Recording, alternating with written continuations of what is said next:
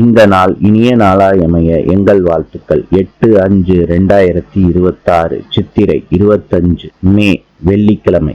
இன்று ஷஷ்டி. உத்திராடம் நட்சத்திரம். இன்று சுப முகூர்த்த நாள்.